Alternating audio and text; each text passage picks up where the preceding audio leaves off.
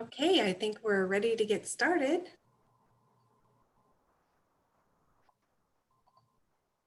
This webinar is brought to you by Shining Care in partnership with PSA2 Area Agency on Aging, the Long-Term Care Ombudsman Program, HICAP, State Health Insurance Assistance Programs, and Shasta County Health and Human Services.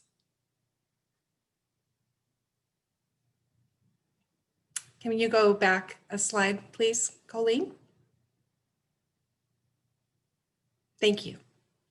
I just wanted to make sure that we shout out a big thank you to our partners whose generous contributions have helped to make this free webinar possible. Thank you, partners.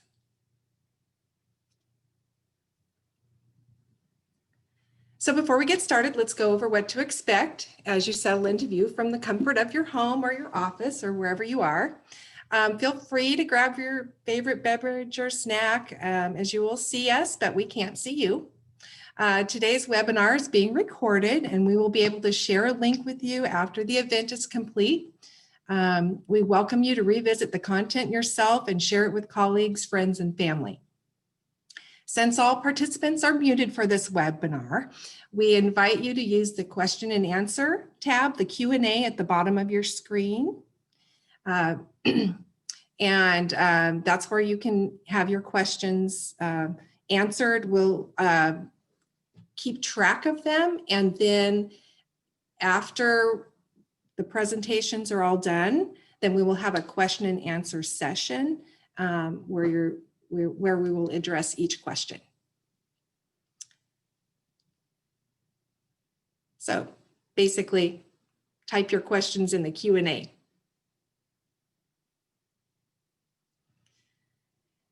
So I just want to talk briefly about caregiving, the reason we're doing this webinar.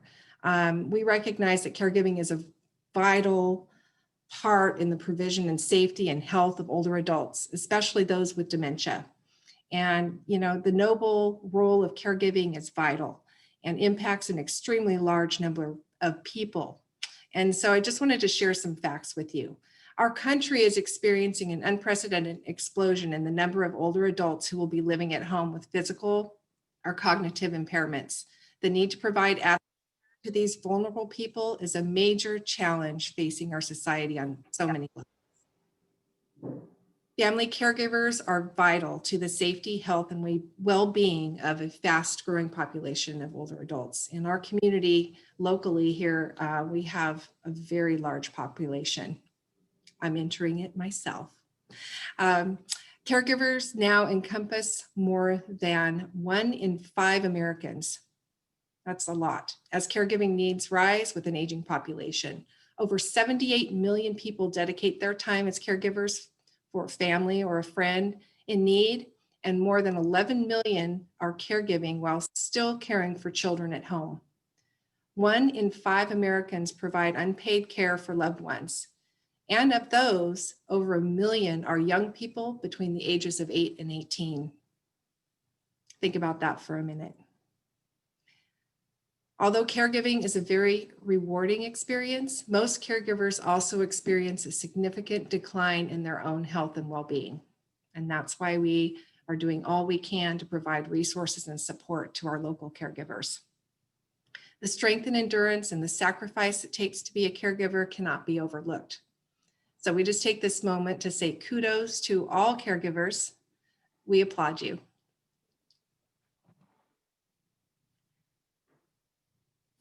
Shining Care's mission is to give compassionate support, expert guidance, and assistance to at-risk elders, disabled adults, as well as their loved ones for their safety and overall wellness. We can assist your family, providing you and your loved one with the support needed to safely stay at home, or we can suggest alternatives as needed to make sure your loved one is safe and comfortable. Today, you will learn helpful tips and tools to anticipate, avert, and respond to caregiving challenges, especially those that typically arise during the course of dementia. It is our hope that this webinar will bring encouragement along with useful information and tools to help you be successful as a caregiver.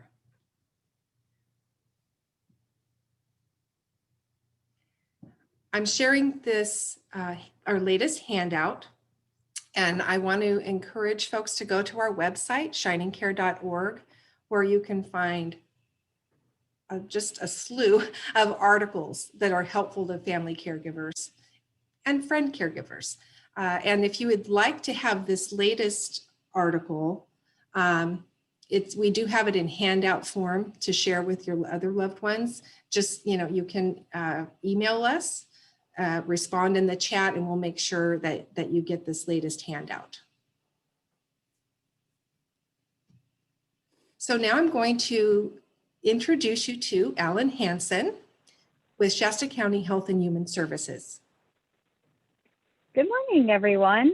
So I work with Shasta County Health and Human Services in the Public Health Branch, and I'm working on the Healthy Brain Initiative, which is a grant that is helping partnership with Shining Care and some other amazing agencies in our community. So as part of this grant, we really need people to fill out a pre-survey. And so if you can look in your chat box, it's at the bottom of your screen. There's a bubble that says chat. Click on that, and then in the first link, there will be something that says pre-test, and there will be a blue link. If everyone can click that, it will take you to a pre-survey. So this survey is very important for our grants. And what we want to do is we're not expecting you to know the answers for it. So if you don't know the answer, mark, I'm not sure. And please do not share your answers with others or comment them in the comment box, because we're not expecting you to know the answers. You're not being tested. We just want to see, what you know about caregiving and Alzheimer's and dementia and what you want to learn.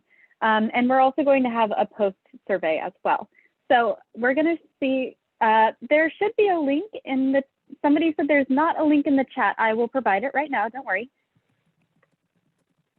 I apologize for the delay. Okay, does everyone see the link now? It says pre-test. Okay, and so if you click on that, it should open up a survey, and it looks like this. It says Shasta County Health and Human Services Agency, and it has some questions. We'll go over those questions together, and then while I'm going over those, can you please mark what you think is correct, or mark if you don't know it. So the first question is, a person with dementia may be more emotionally closed than someone without dementia. So true, false, and I don't know. Okay, so we're still having people who are having problems seeing it in the chat box. I'm going to send it again. Please message if you do not see it. It should have just shown up in your chat box. Okay, so a couple of people are saying that they still do not see it.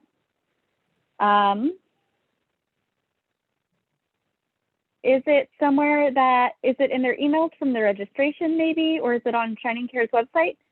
It's not sending from me, maybe somebody else can send it.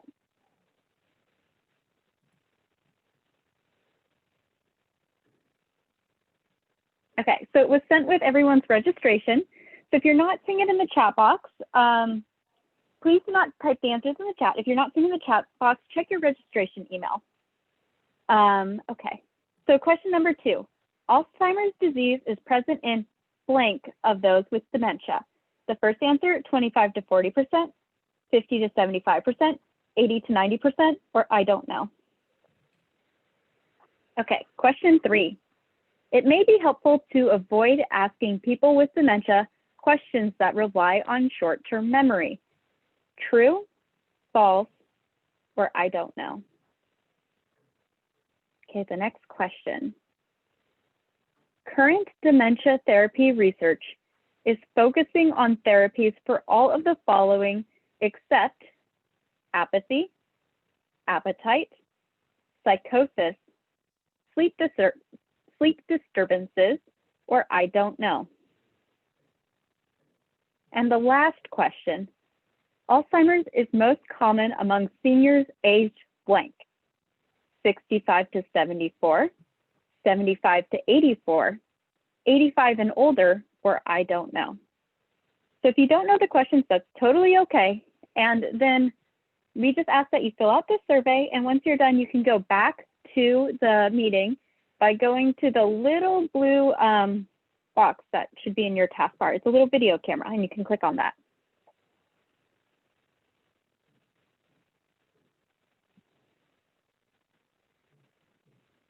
Okay, hopefully everyone got that. And this survey is really important. It helps provide more trainings in the future. So I really appreciate everyone cooperating with us and doing that pre-survey. And it also helps you find things that you can learn during the presentation, find some things to focus on. So thank you, everyone.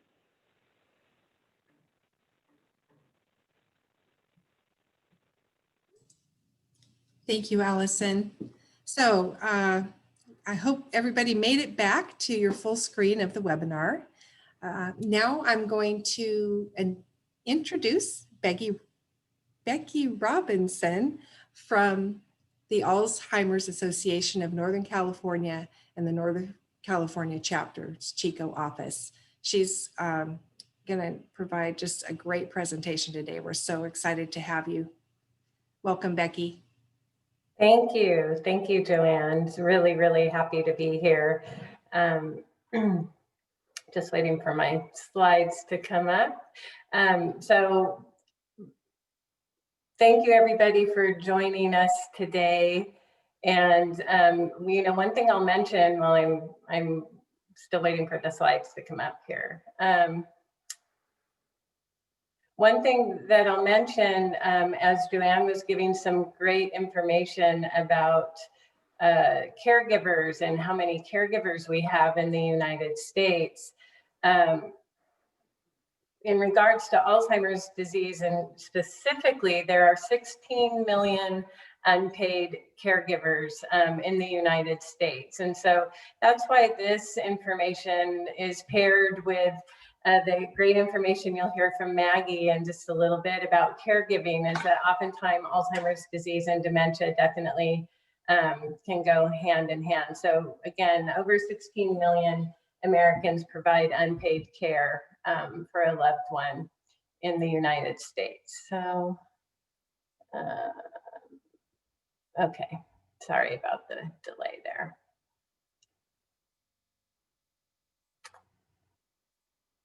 So,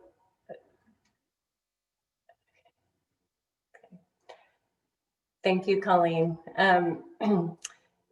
So one of the things that we often are aware of, and we get a little bit more nervous about these days, is getting more forgetful as we age. And I want to address just at the beginning here about how we can address what is cause for concern when we have certain memory loss, and what maybe is what we call typical age-related changes. So this slide here, if you read this slide and you think, oh, I experience many of those things I'm reading on this slide, here's the good news.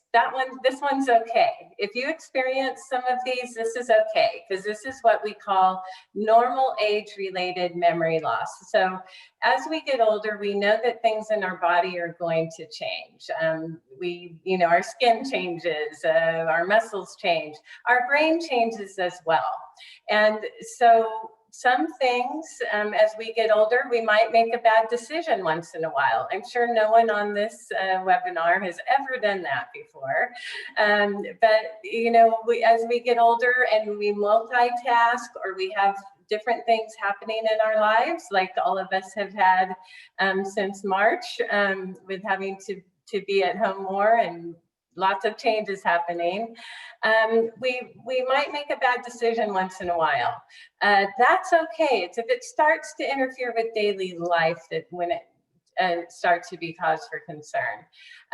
Forgetting an occasional monthly payment. I know I have been close to doing that lately, because it's hard to keep keep in coordination with dates right now of, what day is it, or what month are we in? Sometimes it feels like the whole year has gone by when it's only been a month. So right now, some people might be missing an occasional monthly payment. I won't go through each of these, but these are examples of what might be considered typical age-related memory loss. Forgetting which day it is and remembering later. So the key with that one, as an example, is really the end of that sentence. It's remembering later. So we might forget what day it is, but our brain does what we call recall, and we're able to remember it later. We can go to the next slide because I'm still not able to advance it. Thank you, Colleen. So this slide shows where we might start to have some cause for concern. And I'll just pick a few of these to go through, but you can read, I think, take a look at all of these 10, it's also what we call 10 warning signs. So memory changes that disrupt daily life. So that part really is key, where we might start to have cause for concern for a loved one or for ourselves. Where we're it's not just occasional, or when we're under stress, or when we're not feeling well, or have some other kind of infection or something happening. This is when we're really, month after month, we're not paying a bill, and we're getting the late notices in the mail, and we're not able to navigate that information. We're having difficulty preparing our food, that kind of thing. So it may be, and I'm underlining the term may be, cause for concern. And we want to make sure, if there is cause for concern with some of these examples or other examples, that a person goes to the doctor. We just don't assume that, oh, it's, mom is 85 and she's exhibiting some of these, so she has Alzheimer's disease or a type of dementia. That may not be the case. So these are cause for concern, but we want to make sure that the person goes to the doctor. I'll just pick one or two others of these examples. Misplacing things and losing the ability to retrace steps. So this one, I choose this one because this is a common example of, oh, I forgot where I put my keys type of thing. And here comes the Alzheimer's disease. That may not necessarily be the case. I'm gonna guess everybody with us today at one time or another has forgotten where they put their keys. Even when we're 20 years old, we may forget where we put our keys. The key is that ability to retrace our steps. So again, it's our brain's ability to have that recall and go back to the front door. I came in the front door, the dog was jumping on me, the phone was ringing, I put down my groceries, and I must have thrown my keys right there. With a full functioning brain, we're able to retrace our steps. If something's happening in our brain, or it might be the start of some kind of dementia, it's not so much about misplacing the item. That can be a cause for concern, but it may not just be that. It's the ability to retrace our steps. Difficulty completing familiar tasks. For example, if I've been an accountant all my life and I'm the one that does the checkbook and balances the checkbook. I don't know if people even do that anymore, but I'm the one that always is good with numbers. And for example, I've had a caregiver whose husband had Alzheimer's disease, and she said one of the first signs for her husband had always done all of the banking, all of the balancing the checkbook, and kind of suddenly one day he just handed it over and said, I don't want to do this anymore. Very uncharacteristic of him. And it was because he was having difficulty with the numbers and calculating those numbers. So difficulty completing familiar tasks. That's just one example. If you've never been good with numbers, that example would not be a sign of some kind of difficulty. So it would be other examples. We all have our different kinds of skills that we have. So it would be something new and different for that person in regards to behavior. So we'll go to the next slide. Thank you. There we go. So normal age-related memory loss, that part's okay. We expect some of those things. So then now we're going to chat a little bit about dementia. And dementia is really an umbrella term, and you can see it there on the graphic. So it's used to describe a range of symptoms associated with cognitive impairment. So it really isn't it's a collection of symptoms. Dementia is that umbrella term. We interchange it frequently with Alzheimer's disease and different other types of dementias. But it can include cognitive, behavioral, and psychological symptoms. Alzheimer's is the most common cause of dementia. So you can see there with the little graphic that 50% to 75% of dementias. So if we're looking at causes of dementia, 50 to 75% are caused by Alzheimer's disease. So it is the most common type. The second is what we call vascular dementia due to heart disease or stroke, then Lewy body dementia and frontal temporal dementia. So some causes of cognitive decline are reversible and not truly dementia. So for example, a urinary tract infection can cause some confusion and memory loss, but we can get treated for that and those symptoms go away. That would be an example of a reversible type of cognitive decline. Okay, we can go, thank you.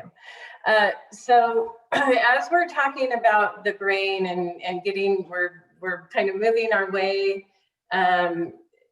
to talk a little bit overall about dementia and some of the things that start to happen in the brain when we get a little bit more specific to Alzheimer's disease. So all of us have 100 billion nerve cells or neurons creating this neuron forest. It looks, there's a lot more than this in our brains, but this is a little snapshot of it.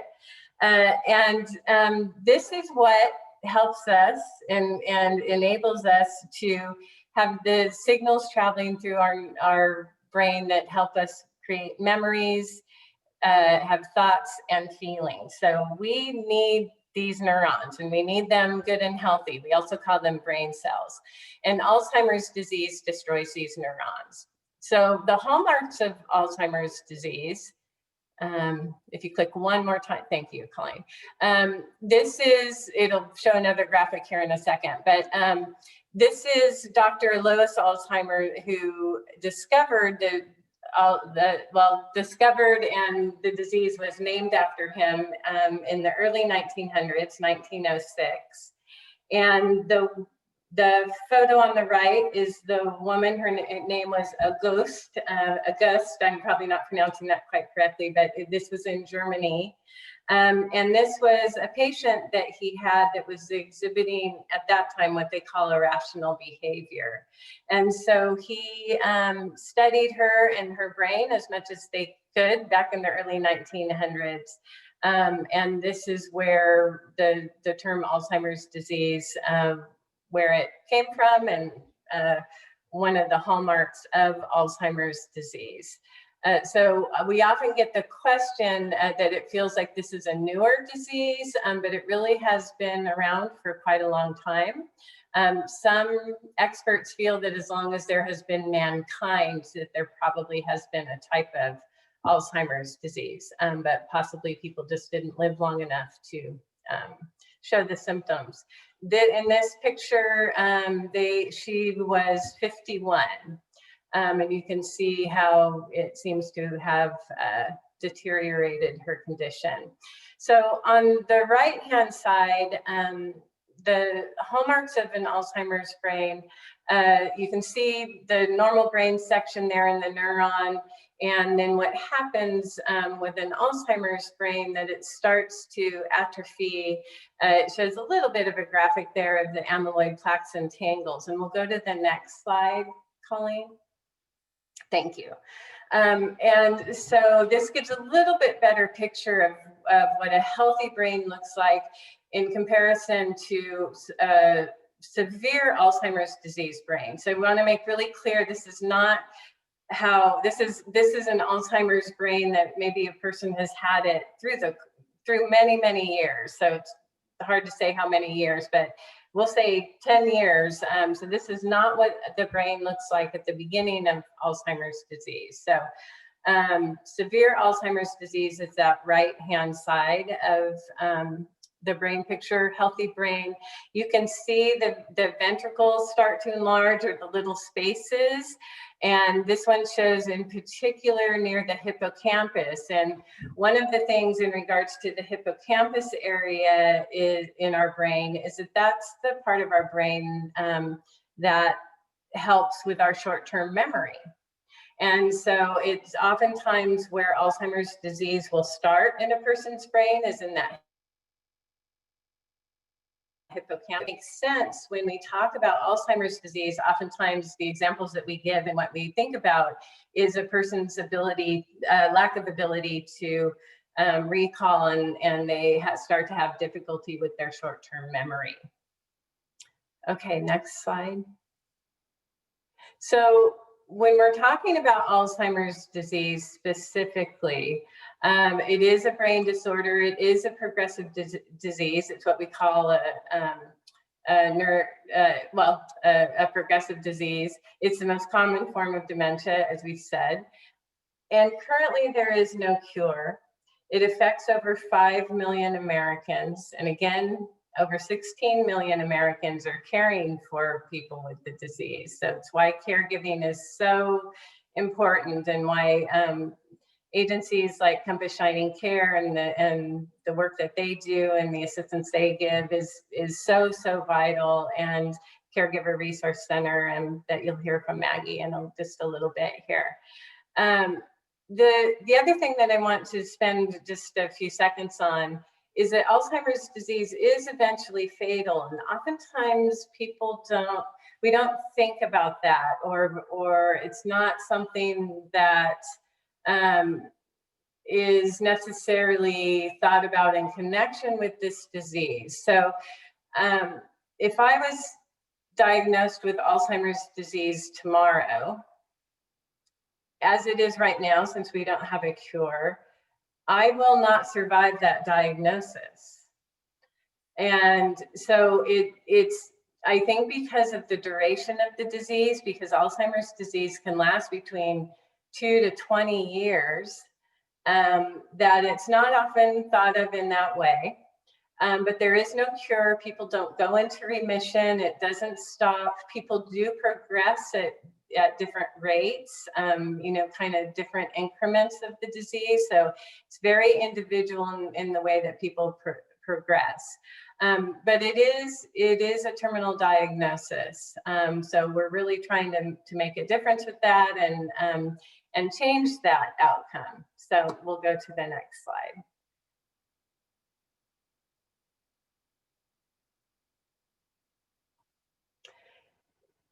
So when scientists have been researching Alzheimer's disease, there are two key things that they know about an Alzheimer's brain. And we know a lot more about an Alzheimer's brain and Alzheimer's disease now than we did 10 years ago, maybe even 5 years ago, definitely more than we did 20 years ago. But the thing that's remained, I'm going to say, fairly consistent in regards to the hallmark of an Alzheimer's brain is the plaques and tangles. So the plaques, and if you're reading about Alzheimer's disease, these are often terms that are talked about when we're talking about research for a vaccine or medication. It focuses either on the plaques or the tangles or both. So the plaques are formed in the brain through a protein that kind of all gathers together called beta amyloid, and the tangles are the microscopic strands of the protein tau. You don't necessarily need to know all of that, but just kind of knowing those plaques and tangles, that terminology can be helpful. And the thing that researchers don't know, so they know the plaques and tangles form in an Alzheimer's brain, and they don't form in the same way in a full functioning, healthy brain. So they know that piece. What they don't have the answer to, the piece of the puzzle that they don't have right now, is why it happens in some people's brains. So why does it happen in Becky's brain but not Maggie's brain? They don't have those answers of why some people's brains, these plaques and tangles are formed, and in some people's brains they are not. So we can go to the next slide. So when often, what people really want to know is so how can I stop myself from getting the disease, or, what can help me with delaying the onset of dementia or Alzheimer's disease. So here's some of that information. So the risk factors, and thank you, Colleen, as I say, if you click on it one more time, it'll start showing some of these. Alzheimer's disease is what we call an age-related disease. And so if you see there on the screen that the greatest amount of people get Alzheimer's disease in between the ages of 75 and 84. And then the next highest is 85 and above. So 45% of people with Alzheimer's disease, 2.6 million people, are between the ages of 75 and 84. So as we get older, we have a greater risk. So the number one risk factor, as you can see on that right-hand side, is age. And unfortunately, we can't do anything about that one. We want to live to an older, healthy life. As we get older, we do have more of a risk of getting Alzheimer's disease, but it does not mean we will absolutely get Alzheimer's disease. So it is not a typical part of aging. If we all live to be 100, it does not mean we would all have Alzheimer's disease. We might have age-related memory loss, as I talked about at the very beginning, but we would not all have Alzheimer's disease. It is not typical aging. The other risk factor is if the person has what's called the APOE4 gene. And this is a gene that researchers have been able to isolate and that can cause a higher risk for people to get Alzheimer's disease. Now, here's the thing that's important about this. This is not the full answer about how a person gets Alzheimer's disease. So I could get tested to see if I have the APOE4 gene or the Alzheimer's gene. And if I test and if I do have it, it does not mean I will get Alzheimer's disease. It means I'm at a greater risk for getting Alzheimer's disease than someone who doesn't have the gene. Now, here's the other thing that's really important. People who do not have the APOE4 gene can still get Alzheimer's disease. Okay, so people who don't have that gene can still get the disease. So this is a risk factor, just as high blood pressure would be a risk factor for a heart attack, but not everyone with high blood pressure has a heart attack. So the APOE4 gene is a risk factor, and it's an important thing that researchers have been able to discover and isolate that gene and know that's a factor, but it's not the full reason, and that's why we don't send everybody out to go get tested and screened to see if they have that gene, because it is not the full answer. And real briefly, if I go and get tested and I have the gene, right now there is no next step. Until we have that next step of, okay, Becky, you have the APOE4 gene, you're at a higher risk, so now go and get your vaccine, go get your excuse me, your vaccine or your medication that will help decrease your risk, just like we go and get vaccinated for other things. We don't have that step. So if I go and get test positive for that gene, basically what that's going to do is probably stress me out, and stress is not good for our health or our brain. And so we're not quite at the point yet, other than that this is good information, and scientists and researchers need to know this to move forward in helping us navigate this disease. Family history, and I'm watching my time, so I'm not going to cover everything on this slide, but I do want to cover family history. Excuse me, I have a little tickle in my throat. Excuse me. There's often the question of, is it hereditary? So the family history. Yes and no, because part of it, that APOE4 gene can be passed down. That's part of the family history. So the answer is a little bit of yes and no. So there's what we call a genetic predisposition. There is a hereditary factor to Alzheimer's disease. So if my mom had Alzheimer's disease, I would be at a greater risk than someone who didn't have it in their family at all. But again, it does not mean absolutely that I will get Alzheimer's disease.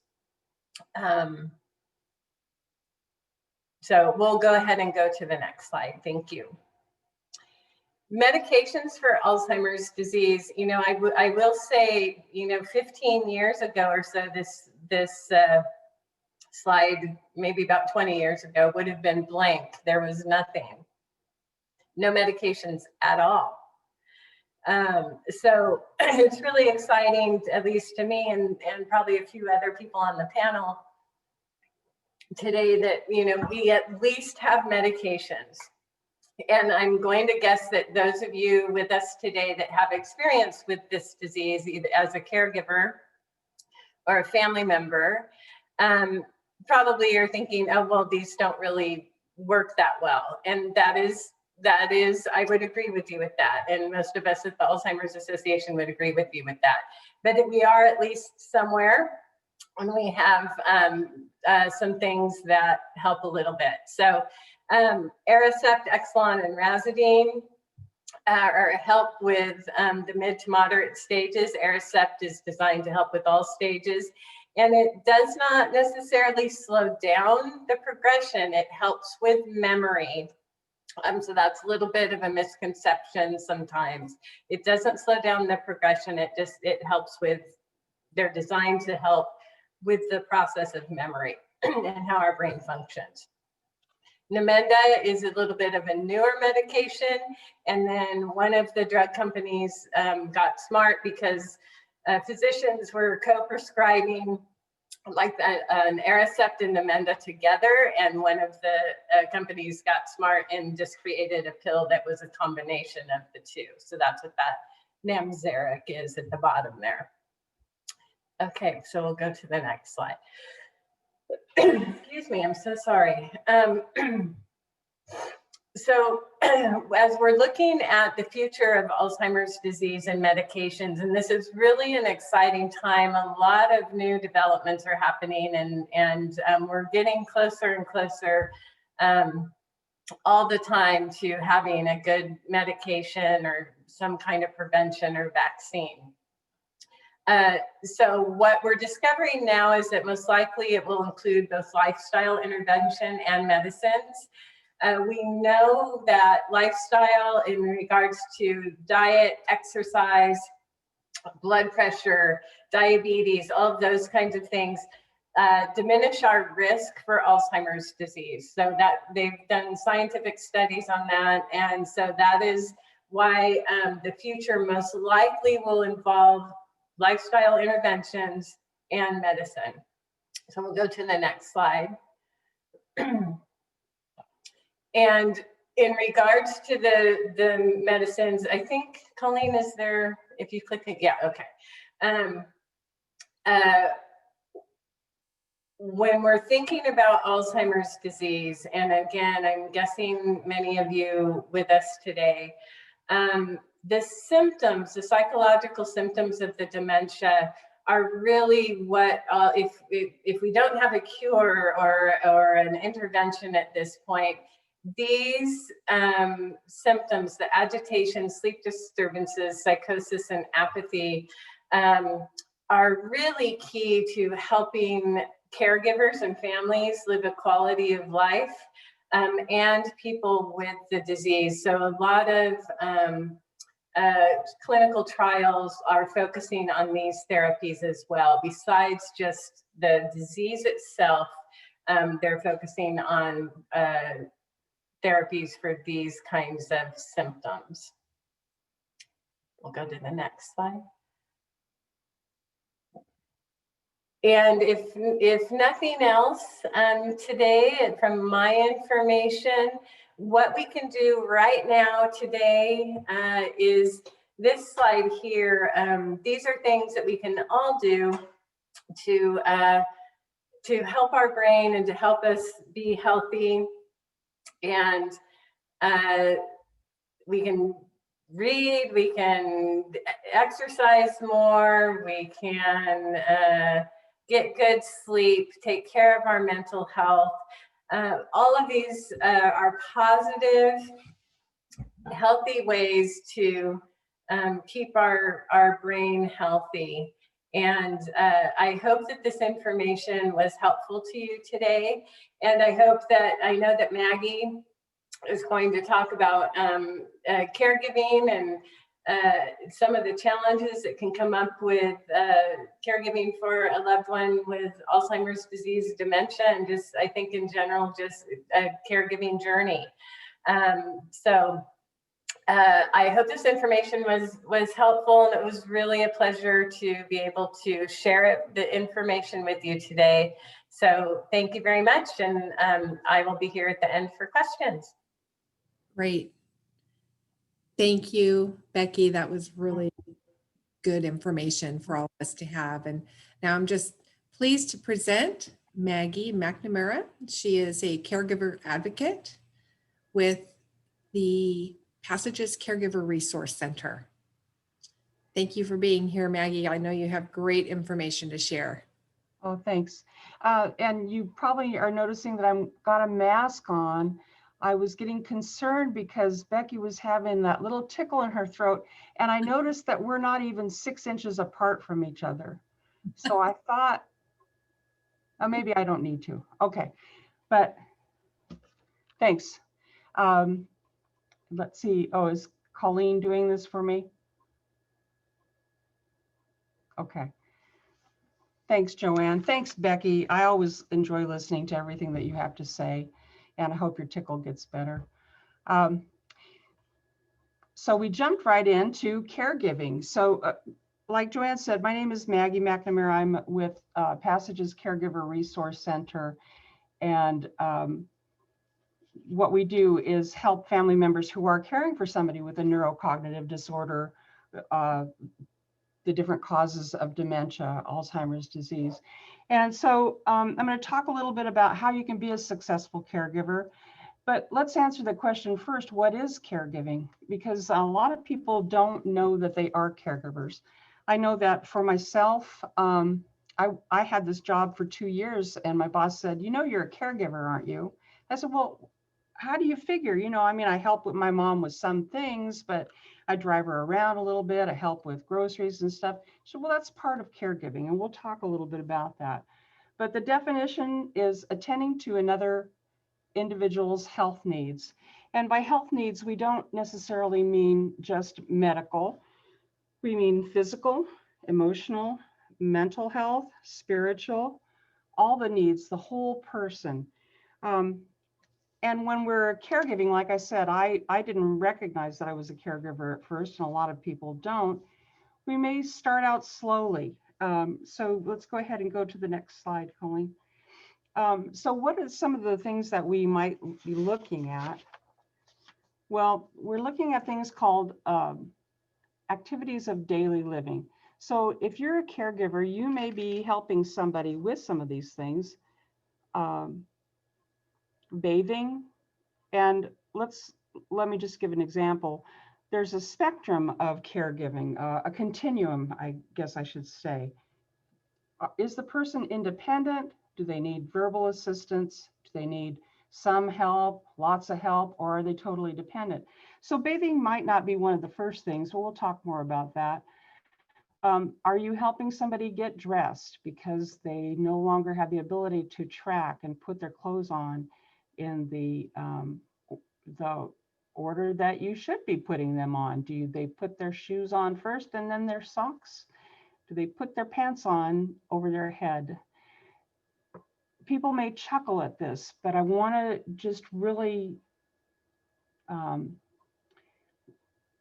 make people aware that when people are with dementia are making these errors, They are trying to solve problems. And we'll talk a little bit more about that in a minute. Do they have trouble eating? Are they able to butter their bread? Are they able to cut their meat? Are they able to do that on their own? Are they able to transfer from their bed to their chair? Can they groom themselves, brush their teeth, brush their hair, shave, cut their nails? And are they able to walk on their own? Do they need help making it to the bathroom? Are they starting to have problems with incontinence? Do they need to wear adult diapers or pull-ups? Are you helping them with that? Go ahead to the next one, Colleen. So some of the other things that we'll be looking at are managing behavioral symptoms of the disease. And I know Becky talked about that a little bit. Often when people have dementia, they may have aggressive behavior, but they may not. And I want to take this time to just say that as we are all unique when we don't have dementia, we are all unique when we do have dementia. So that there may be symptoms that are characteristic of the disease, but everyone may not have all of them. They may not have them as long as someone else. They may not have them ever. Everybody is different. So aggressive behavior, you might have to manage that. Wandering, is somebody wandering? And what we know about wandering is that typically people are usually afraid when they're wandering, but they could be bored.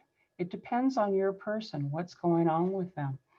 We'll talk more about that in a minute too. Are they depressed? Are they agitated? Becky mentioned that is one of the things that they're doing some research on, agitation. And can you imagine though, anxiety? If you can't remember things, and you walk into a room and you don't know who that person is that's there, would you be anxious? Would you be fearful? If we can learn to put ourselves in the place of the person with dementia, it can help a lot too.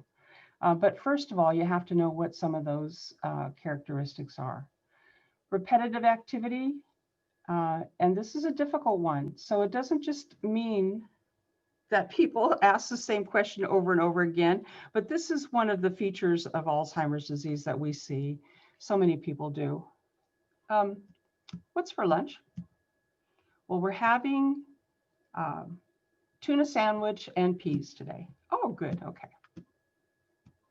What's for lunch?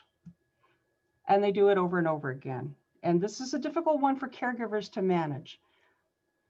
A lot of the time, people feel that somebody's doing this intentionally. Why can't they remember? I just told them. But remember what Becky said.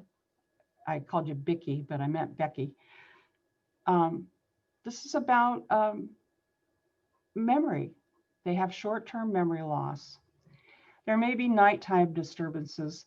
The difficulty with this, well, there are a lot of them, but one of the problems for caregivers is that when you have someone who is having a difficult time with their sleep patterns, maybe they wake up during the night and get dressed because they think it's morning and it's only 1 o'clock.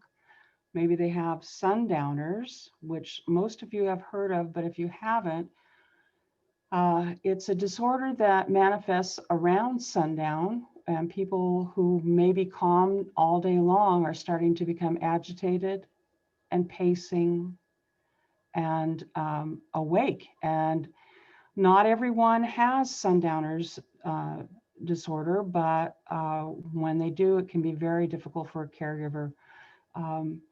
So these are just a few of the behavioral symptoms that someone would have to manage. Go ahead, Colleen. Now we'll talk a little bit about instrumental activities of daily living. So instrumental activities are not, playing the piano or the guitar, clarinet. These are external to a person's body, right? So are you having to help someone with household chores? Can they do the dishes? Can they do the laundry? Are they able to vacuum? Often when I'm opening up a new case, somebody's joining our program, I'll ask them, if I gave your loved one a list, could they go shopping? And, or do they need help, And then they're going to answer, on that continuum that I said. They're independent. Oh yeah, you can give them a list and they can go up and down the aisle and pick everything out. But you just have to drive them there, right? Or no, they can't even read the list now. So you may be helping them with their shopping. Preparing meals is a big,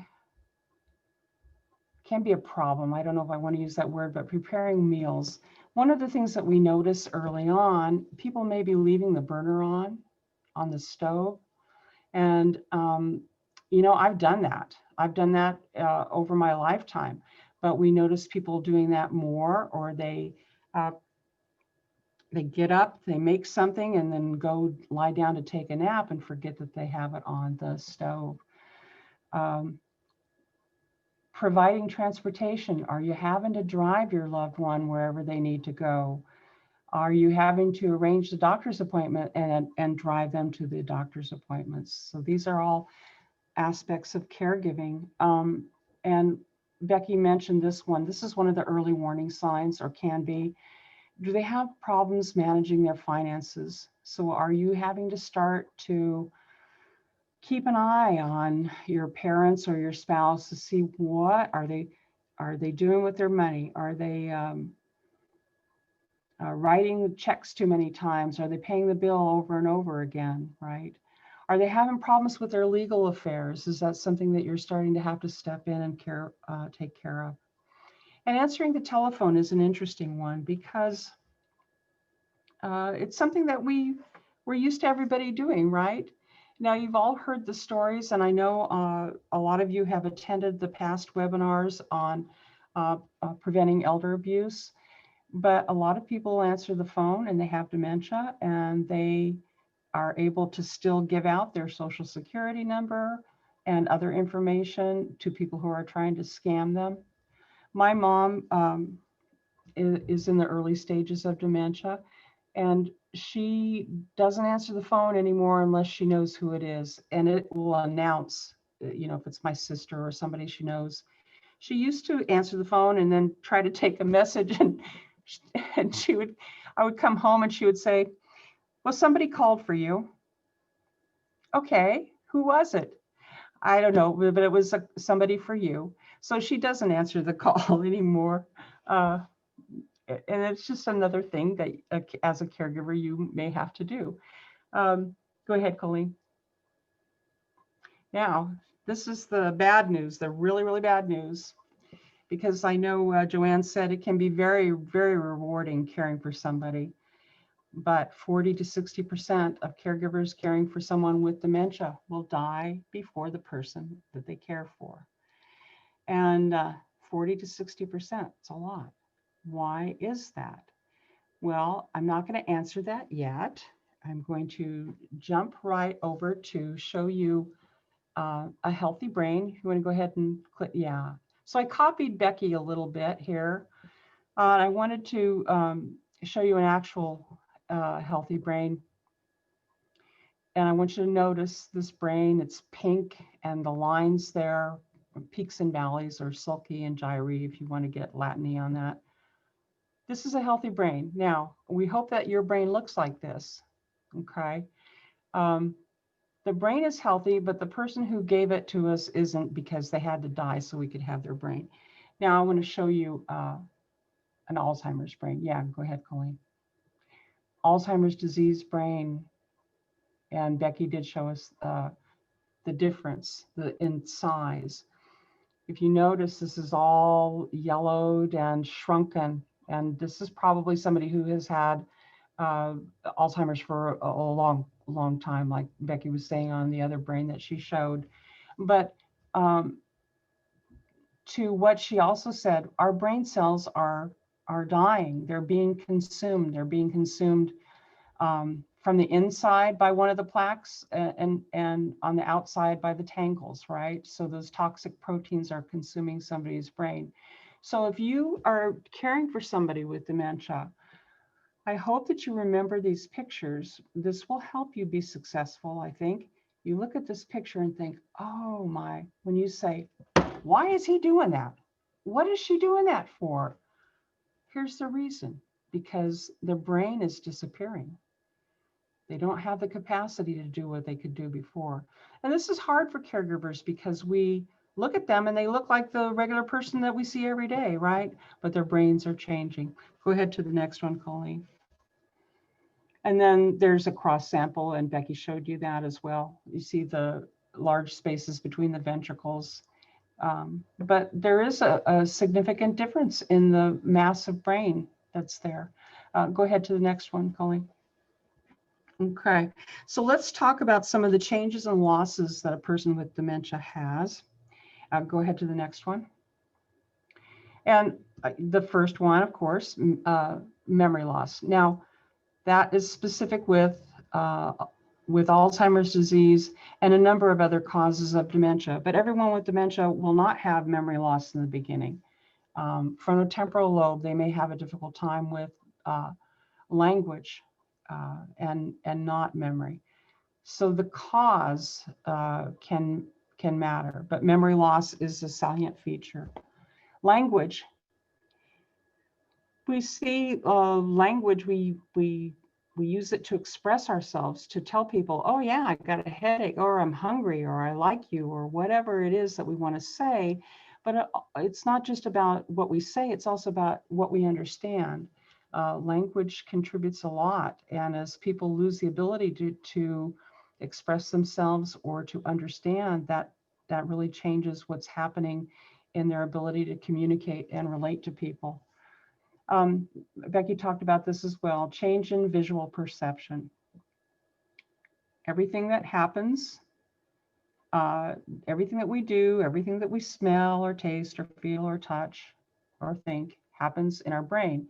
So I may smack my thumb with a hammer and have pain in my thumb, and it happens in my thumb, right? But it also happens in my brain. So if I see something, there may be a shadow, I see it, but because I've lost brain cells, my perception of something may not be accurate, or may not be what somebody who doesn't have Alzheimer's has, right? So one of the examples I give, people will say, I don't understand. They go in the bathroom and they're not using the toilet, they're using the wastebasket. Well, you go in the bathroom and look, the floor is white, the commode is white, the sink is white, the trash can is blue. They can find it. They're trying to solve the problem, but they can't, but their perception is off there. The ability to think abstractly, this is may not happen right away, but it does happen eventually. The ability to use good judgment, they're trying to use good judgment, but they may not be able to get from point A to point D because the middle part is gone. And if you have any questions, be sure and ask these at the end of this. Go ahead, Colleen. Okay. A loss of orientation, or loss of navigation, which is one of the first, or can be one of the first signs on the 10 warning signs. It's just getting lost in familiar places. I hear a lot of people tell me, oh, he went to the store just to get some, well, probably beer, but, and he was gone for 2 hours. And it turned out he was driving around the block all that time because he couldn't figure out where he lived. I have had a lot of people say that. They left for a little while, or, my mom got lost. She started out in Reading and she ended up in Fall River, and very frightened and not knowing where she was. It can be one of the early signs. Caregivers may not know because the person with dementia may not tell them. Social withdrawal. There are a lot of reasons for this, but think about it. If you are aware, or have an awareness that something is wrong, a lot of people don't want to be with people that they know anymore. They just feel uncomfortable. We won't always know the reasons, but they may not want to do things that they used to do. People may have decreased inhibitions because part of their brain, I don't know if you can see that I'm touching my forehead, your frontal temporal lobe is there. And this essentially, I would call it your manners or your filter. So if this part of your brain starts to shrink, you may have, the person may have trouble with, saying things that they wouldn't normally say or doing things that they wouldn't normally do, and not have an awareness, not recognize that that's happening. People with dementia may have psychotic symptoms. If it's Alzheimer's disease, we usually see that later in the disease, but it can happen for other reasons and for other causes. Change in sleep, we mentioned that earlier. Change in sense of time, and this is kind of important. We have a sense of time, and if you're all probably going, oh, I hope she hurries up because we're going to run out of time. Somebody with dementia probably has no idea. You may go in and say, honey, finish getting ready because we're leaving in about a half hour, and I'll come and get you, and then we'll go. And then you come back and they're still sitting on the edge of the bed. For them, there hasn't been no half hour. We don't know what their sense of time is, but that's important to be aware of. They may have a change in expression of sexuality and intimacy, and everybody's going to be different on that one. And I could spend a lot of time, but I'm not going to. Loss of personality. So people change as they lose those brain cells. The person that they are, their personalities can change as well. We have a lot of people say, you know what? This little lady, she swears like a sailor now. Well, that's because her frontotemporal lobe is probably shrinking, right? I had one of my clients tell everyone that would come to the support group, oh, they have Alzheimer's disease. Oh, then you know what? They're going to become meaner than, I'm going to say it even though you can bleep me later. They're going to become meaner than cat shit. And I would have to say, no, yeah, there can be a change in their personality, but it doesn't mean that everybody with Alzheimer's disease or other causes of dementia become mean. But you do see a loss of personality in many, many people. Okay, next, Colleen. Functional changes and losses. They will experience the inability to carry out the ADLs that we talked about. At some point, people won't be able to bathe, or they won't remember that they didn't bathe. They'll think that they did. They won't be able to cut their food. They'll start, maybe needing finger food or things like that.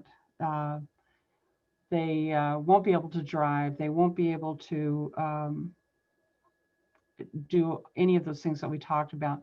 But, everybody's different, and the range is different for a lot of people. I have a lot of people tell me, you know what?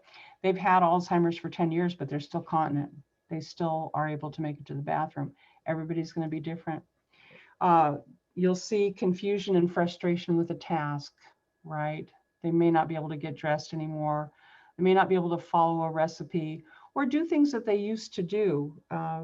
Familiar tasks, I think Becky talked about that. There's a loss of physical coordination over time, and the inability to handle finances or familiar activities that she talked about. Go ahead, Colleen. And here are some of the really difficult things. I mean, not that any of these other ones are easy. Social changes and losses. When someone has dementia, they're going to lose their identity. They're going to lose their history. And I really want you to think about this. We are our memories. Everything that makes us up, makes up our identity, makes up our history. It's all our memories. And what happens to someone when they have dementia? They start losing their memories. Now, the way that it works with Alzheimer's disease, and this is very much oversimplified, but if you think of your head like an onion, and each layer is a different year or a different decade, the person with dementia loses the most recent first, typically. Like I said, this is oversimplified. But short-term memory loss, so they lose the most recent first. They're losing their memory is what's happening. Over time, they just keep losing the next layer and the next layer and the next layer. So I have people tell me, that's not my mom. That's not my husband. You know, that's not my wife. Well, it is, but this is a person who has lost their identity and their history. They lose the ability to plan, okay? And they lose friends, and caregivers do as well. One of the things we've learned is that people who are really your friends, when they find out someone has dementia, they don't go away. But so many people don't know what to say when somebody is talking nonsensically, or they don't know what to say when somebody asks the same question over and over again. And I hope that by bringing the classes and webinars to people, that we're able to start to change the stigma that comes along with people having dementia. There's no shame in having dementia, and there's no shame in caring for someone who has it. There can be some embarrassment for sure, but you know what? Once everybody gets that this is a disease, it will be easier to talk about and deal with. Okay, next one, Colleen. So what do people keep? Because they do. They may be more open emotionally. I know people who never hugged anybody in their family all you know, somebody's life growing up. Now my dad never hugged me. Now he hugs all the time because they've changed.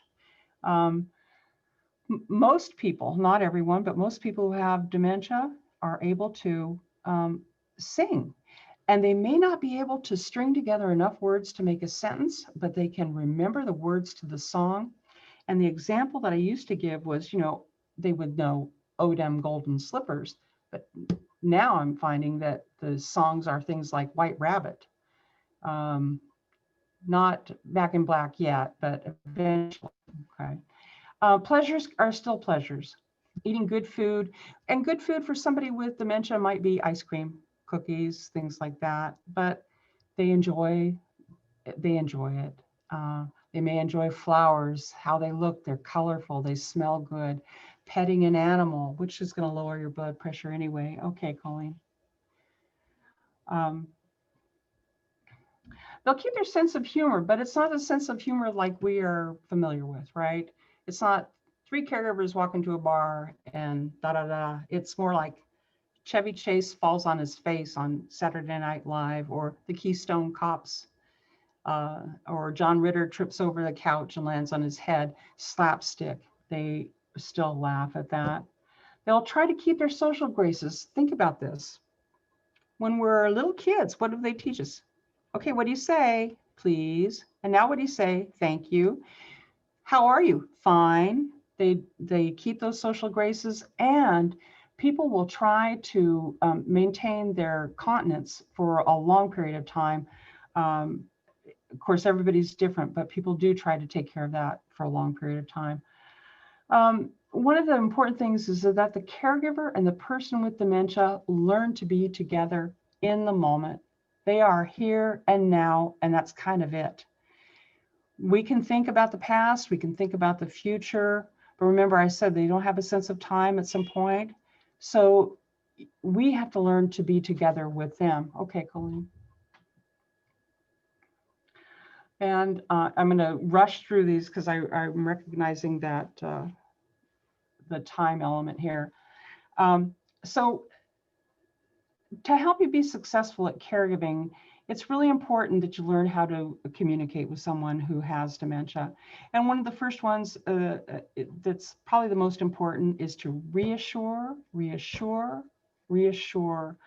If they're feeling afraid or anxious or fearful, and I want you to be looking at their faces and paying attention to their body language, it's always going to be on you as a caregiver to be the one who stays calm and reassures. And don't ask them questions that rely on short-term memory, because guess what? They don't have any. Good, next one, please. Don't disagree with made-up stories. They believe what they're telling you is the truth. And if you disagree with them, typically they're going to think that you're lying to them. So it's real important. Don't try to reason with someone who has dementia. there are transitional periods where, yeah, you can still reason with them, but it will change. And they may say, oh yeah, I understand. I'm not supposed to take my key and put it in the electric outlet. Oh, good, you understand. And then they turn around and do it because they really didn't take in that information. Respond to their feelings and not their words. So if they're pacing around, if they're looking uncomfortable, but they're saying, I'm okay. Watch what they're doing. Listen to their feelings. Use distractions if you need to. If somebody comes to you and says, I want to go home, don't say, you know what, this is your home. You lived here for 40 years, because first of all, remember, they're not going to believe you. Use a distraction. Say, you know what, I'll take you home in a little while, but let's go have some ice cream first. Next slide, please. Give yourself permission to alter the truth or tell a therapeutic fib. You are joining their reality. A lot of people say, I cannot lie to my mom, or I can't lie to my husband. You're not lying to them. You are joining their reality, right? So that's a therapeutic fib. Compassionate communication. Break tasks down into simple steps. Respond calmly to anger. If somebody is angry, don't get angry back, right? You just stay calm and say, yes, and now we're going to go have some ice cream. Don't contradict them, because they believe what they believe and they won't believe you. Next slide, please. You can't change the person with dementia, but you can change your environment. And I just wanted to say, to be successful and to keep yourself alive and partially sane and healthy, you want to learn everything that you can about the person's disease, about hopefully you have a diagnosis, but you want to learn everything you can, which is what you've started to do here today. You want to go to a caregiver support group. It is a good place for problem solving and emotional support. You want to take a break if you can. You want to ask for help. Maybe you don't want to, but I'm telling you what I want you to do. You want to ask for help. Say yes when somebody offers assistance. Be willing to give up some control, and really start to know and acknowledge your limits. And then, if you still need more help, call professionals. Call Becky, call Joanne and Colleen, call me. And then I think we're going to have some other professionals here that you can call too. So do you kind of understand why people who are caregivers, that 40 to 60% of them may die before the person they're caring for? I'll let you figure it out. Thanks for all you do, everyone. Thank you so much, Becky. Becky. It's okay. Maggie. I'll take it. I would love to be Becky. Yes, I have to say, People get us mixed up all the time, Joanne. It's okay. like Joanne and Colleen. It happens all the time. That was Colleen. Oh, no, I'm only kidding. We go by Jolene. And I have to say, been in this field for over 25 years. And then I, experienced being the primary caregiver for my folks, and my mom had dementia and it progressed. And, Maggie was such a help to me. Passages Caregiver Resource Center, they have respite available. And someone to talk to, and the support groups and all of that, and having a support system, whoever it is, that's so key. And and you're going to have days where you feel like you may be having dementia yourself, and because you're tired or stressed or emotional or all the things that can happen. So to have someone to talk to, and to know that there are resources, and to give yourself permission to reach out and get a little support is really key. And that way you can continue to help your loved one, because if we don't get some sort of help or support, we can't stay helpful to our loved one for as long as we need to. So, well, thanks again, Maggie. And so now we're in our question and answer portion. And I want to introduce the rest of our expert panel. We have Lorraine Bauer, who is the Executive Director of Oakmont of Reading. And we have Dawn Patori with Shasta County Health and Human Services. She's a health advocate. And we have the program manager to the PSA2 HICAP services. And that's Pamela. And so now we're going to go to our questions, and folks can, if you have a question that you haven't put in the chat yet, you can do so now, and we'll all be here to answer your questions. And Colleen is going to ask the questions for us.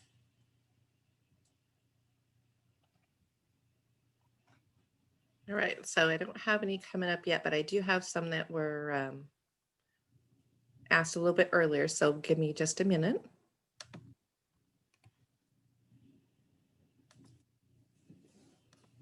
All right, Joanne, can you still hear me? Yes. Okay, so we had a question regarding you're the community health care advocate. What is a community health care advocate, and how do they assist caregivers? Hi, I'm Dawn, and I supervise the community health advocates with Shasta County Health and Human Services. So there are several community health advocates with the agency, and my unit's main priority in how they help caregivers is our community health advocates will help clients and caregivers sign up for services like CalFresh and Medi-Cal and help you through that application process, which can sometimes be confusing and daunting. They will help with phone calls to advocate for the needs. They will refer people to services to help keep the healthy caregiver and also the healthy clients. So that's what our community health advocates do, is they act as advocates and they help connect people with needed services.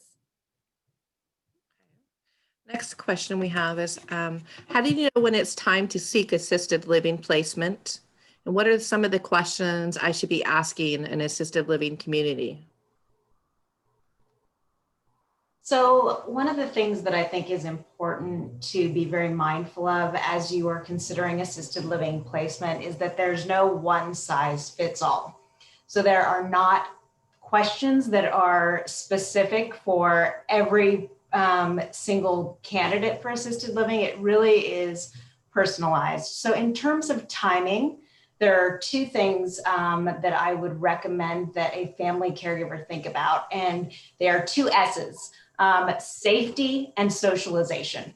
So you heard Becky and Maggie both talk about some of the challenges that sometimes are associated with dementia. And, safety has a lot to do with the possibility of someone wandering, but it also has to do with whether or not the caregiver is safe and able to meet their own needs. And so that's what I would really encourage you to think about is safety. The other is socialization. People living with dementia really do benefit from interactions with other people. So if you have a family group that is going to be able to enrich the life of the person living with dementia, that will offer that socialization. Some people don't have that. And so it's nice for someone to be able to live in a setting where they can interact with people who are their age and who have similar abilities. And then in terms of questions to ask, again, there are no set questions. I would just encourage you to think about, as a family, what is important to us? Is it dining? Is that what's going to be important? That there's flexibility with dining? Is it visitation times? Activity programming? What are the things that are important to you? And then there are really good resources on alz.org under residential care options. There's a whole list of great questions. And then also the Family Caregiver Alliance has a website, caregiver.org, that has a section on residential care. Great, thank you. Okay, we had this question brought to us through an intake we did the other day, and I'm pretty sure this person's here with us today, so I thought I'd help ask her questions so maybe we can get some answers for her. Her father's a 75 years old, and he lives with her. He has not been diagnosed, but shows significant signs of some sort of cognitive issues, maybe like dementia, but doesn't see it himself and or won't admit. And I can tell he thinks I'm treating him like an old man trying to run his life, but there are things he doesn't keep track of anymore. So what's more important, a routine, a schedule, or their independence to make their own choices? You know, things like eating, regularly showering, paying their bills, exercising. So who would like to take that on? I think let's have Maggie address that first. And then I can help. I have some input too. Okay. Actually, that's kind of tough because, and I'm going to be doing a webinar in a couple of weeks called "How do you help your parents when they don't want to be helped?" And you know what? The answer, I've talked to a number of people, and the first answer is you can't help them if they don't want to be helped.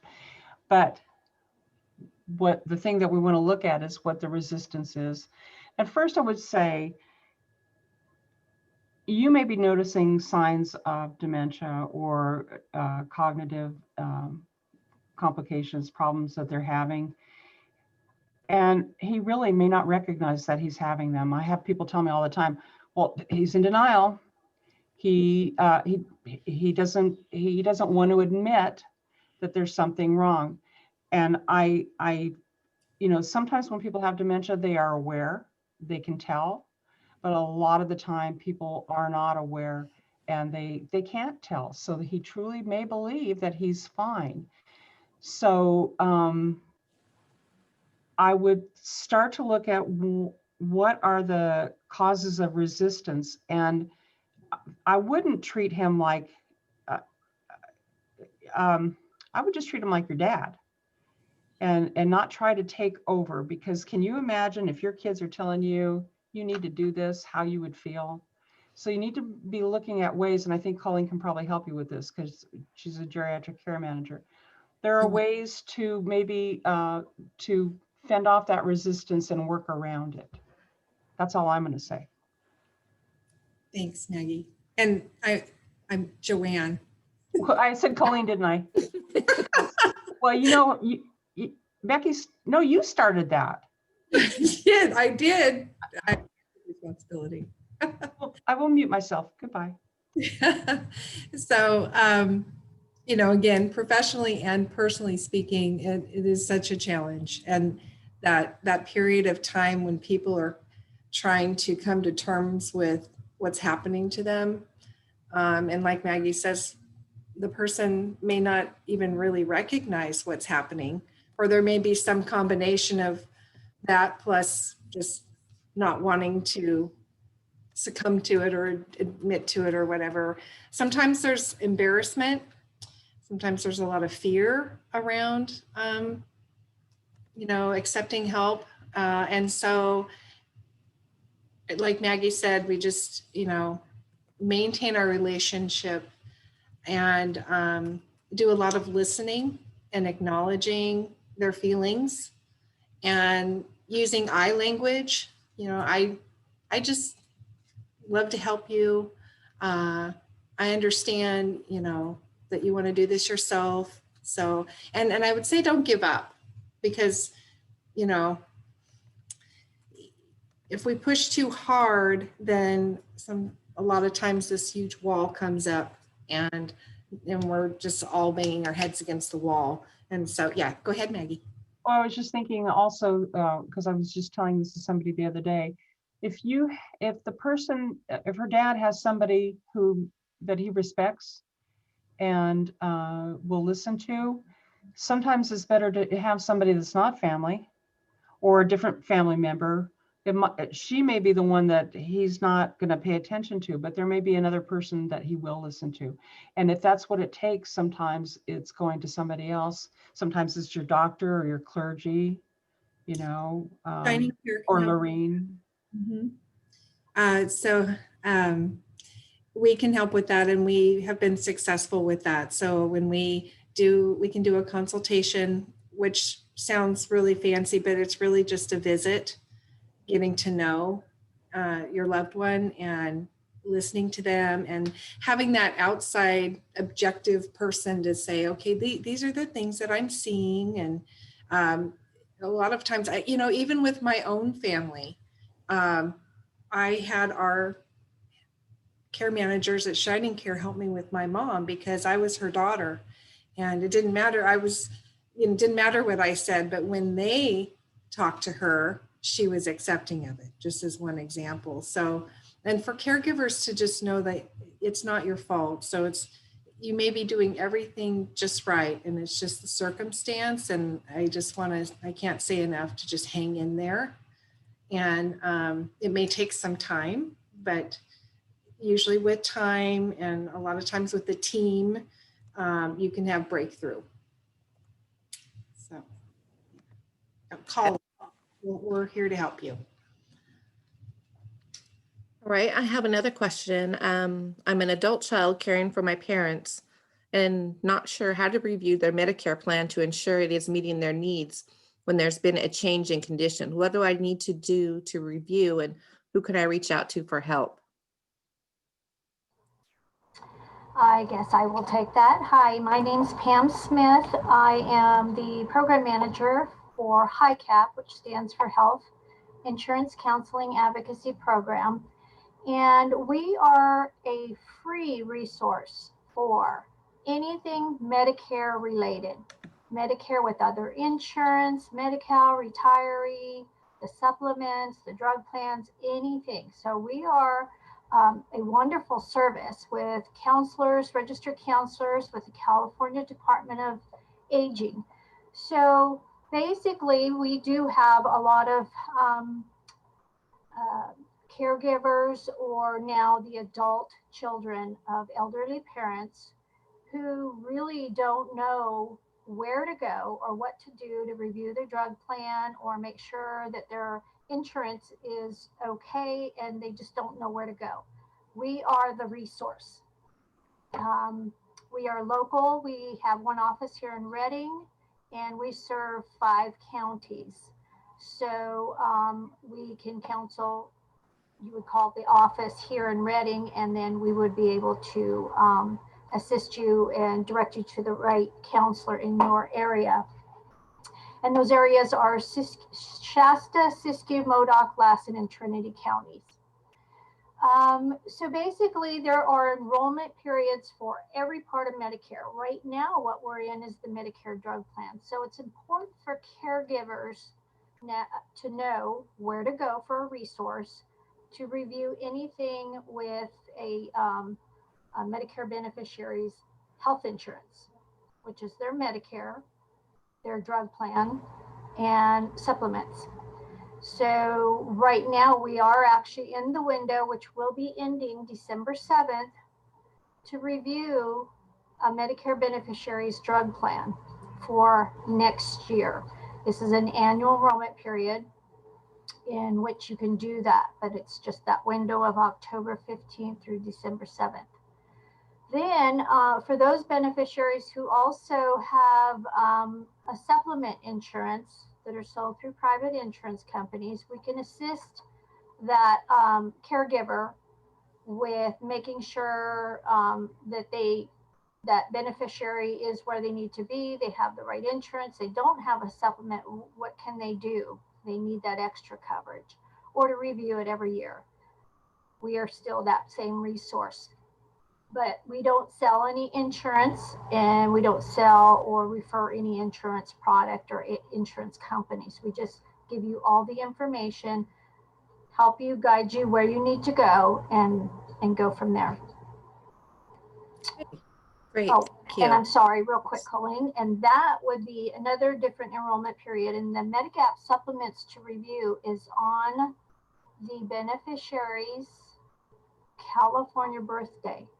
That means on their birth date, and 60 days thereafter, they can review their Medicare supplement. Okay. All right, thank you very much. All right. I have some COVID questions regarding caregivers and their loved ones.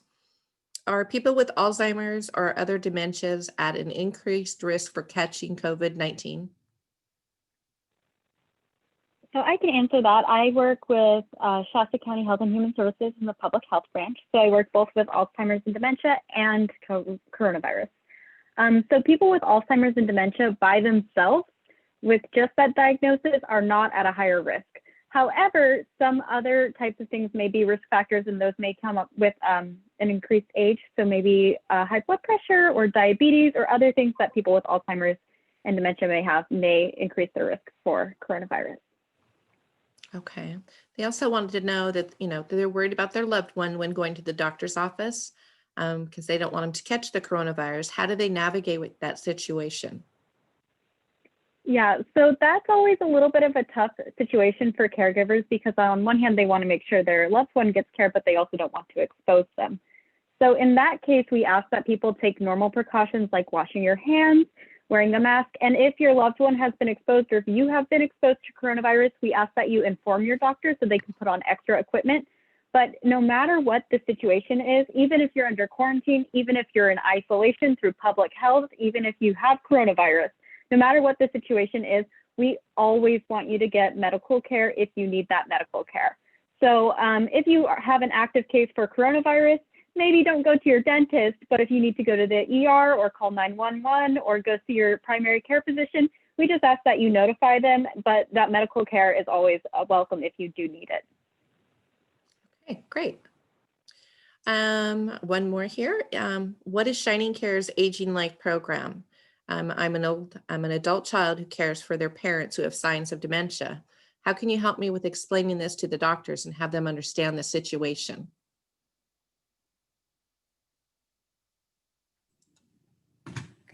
Okay, so our Aging Life Care program, basically it's just a lot of different services, and it starts with getting to know you and your loved one, which is, the fancy term is an assessment. But we can do a full assessment. So we can do a fall risk assessment, a home safety evaluation. We can do initial memory screenings to see if there's an indication of dementia. We do, we can assess for mental health issues. So perhaps if someone is struggling with depression or something like that, so it's very comprehensive, very whole person. And from that, then we've discover what's needed for your loved one and for your entire family, and then help connect you to whatever free resources first. Always look for what's the most cost-effective avenue for folks to address each need that we identify. And so the whole goal is to help people stay safe and as healthy and happy as possible. And then, of course, through that, we're a private nonprofit, so we're, it's a ministry for us. We just want to make sure people feel supported and that you're not alone. And we may not have all the answers, but we're going to stay with you until, we find the best solutions. In terms of going to doctors, so going to doctor's appointments or helping to advocate to your doctors is a huge part of what we do that can be very helpful. And like I mentioned, I even used our own services when I was going to doctor's appointments with my mom, because I think the doctor just saw me as the daughter, and I felt like he wasn't listening to me. And, when folks go into the doctor, it's pretty common. I don't know if it's adrenaline, whatever, but a lot of times people, when they go in to do a memory test, when they're testing for dementia, that mini mental that they do, I've seen it over and over where people just pass that with flying colors and then walk out the door. I had it happen with my mom several times. And so we can help because we also do memory screening. So we can actually speak to the doctor, give him concrete information, and help be your voice. And I've found that, doctors have a lot on their plate, and there are so many ever-changing Medicare rules. And if you see your doctor for more than 15 minutes, it's a almost a miracle nowadays. And now they have so much documentation that they have to do. A lot of them have their computer screens right in there. And so getting them to take the time, that precious time, to hear everything that they need to hear so that they can do their job is really critical. So we can actually, we want to help the doctor too, because we understand they're not trying to push you out the door, or not trying to not listen to you, but it's a challenging system that we're all dealing with. So that's how we can help. And we can't even go in and do gatekeeper training. So we'll go in and do little presentations to the whole office. So if you have a medical office that you think could, benefit from that, you could refer them to us, and we'll go in and do some training as well. But a lot of the education that we do and the advocacy happens right there in the doctor's appointment or just prior to. So when you're making your appointment, we can call ahead of time and let them know that, we're your advocate, and we're just calling to make sure that the doctor knows that these certain things are being addressed. And we wanted to, we can fax over the mini mental that we've done. And that seems to make a difference too. Okay. I might have a question here I'm going to have to scroll up to get part and then scroll down. So patient. Carol was asking what consults are free and what are the costs and how much? And that was to Passages and Shining Care regarding, vascular dementia. So our consultations and assessments are free. And so, and a lot of times we make referrals to Passages and to the community health advocates. As soon as we have our initial consultation, we can help you connect to the others. But I'll let Maggie address her.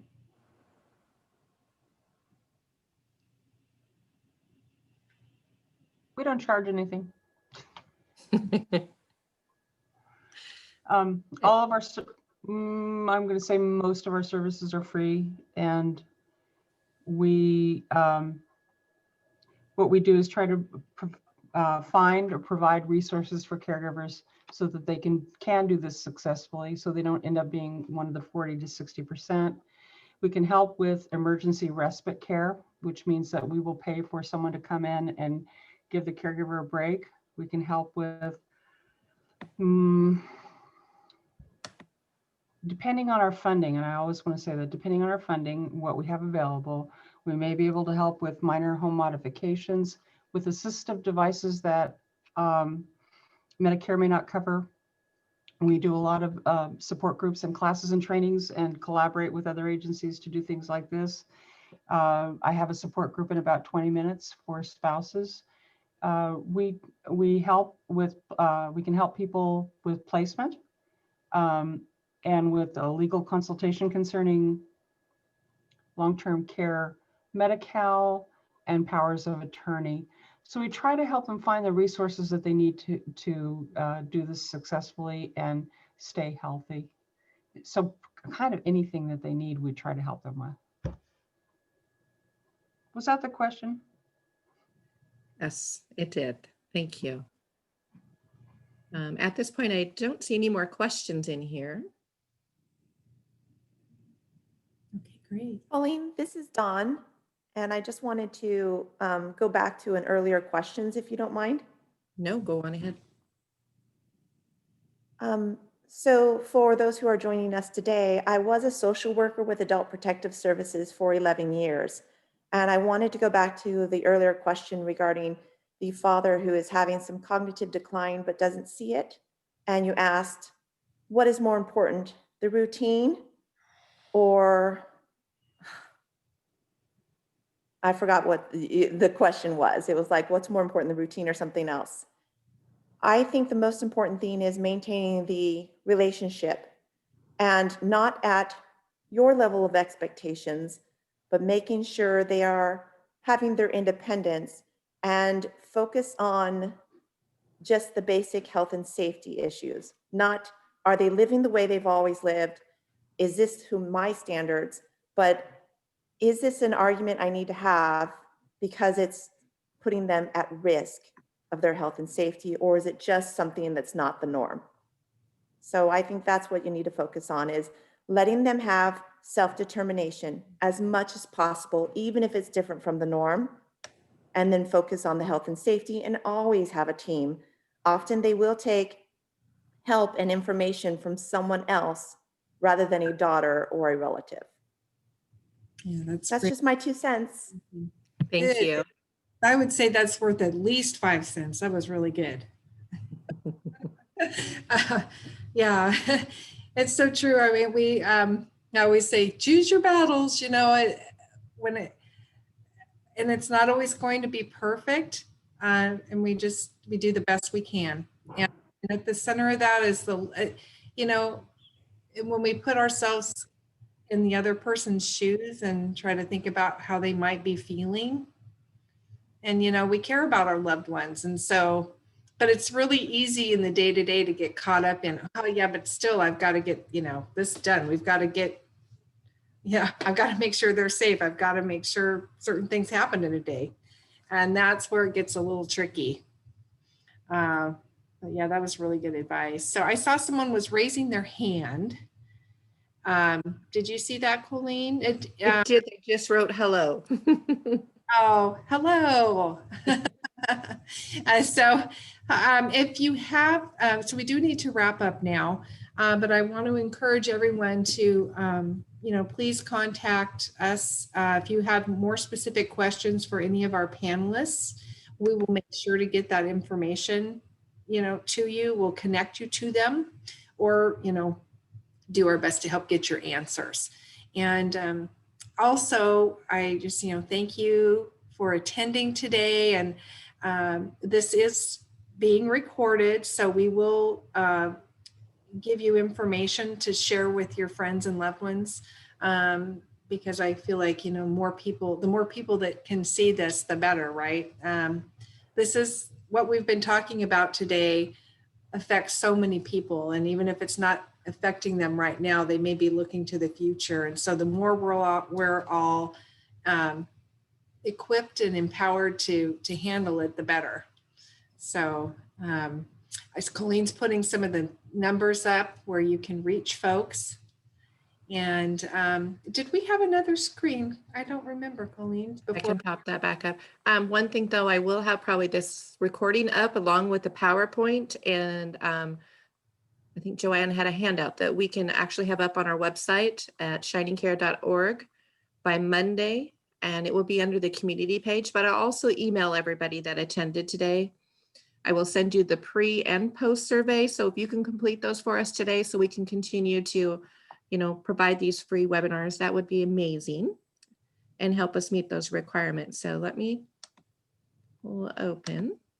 Great. And I want to thank all of our, again, I want to thank our partners who helped cover our costs for this, and all of our panelists today. Thank you for your time. And we will be doing another webinar in March. So look for that. We are on Facebook. We do have a Shining Care on Facebook where we share a lot of helpful information. And of course, we post about upcoming events like this webinar. So you can go there, or like Colleen said, go to our website. And our whole goal is to, you know, support people and families and help them get connected to whatever they need. So don't hesitate to call us anytime, okay? And again, the post survey, if you can do that, that would be great.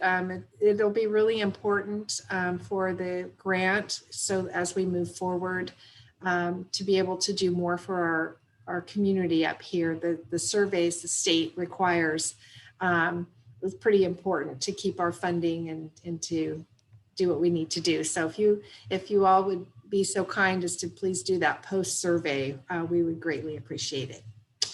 Okay, well, that's a wrap. Thanks again. I hope you all have a safe and wonderful holiday season. Bye-bye.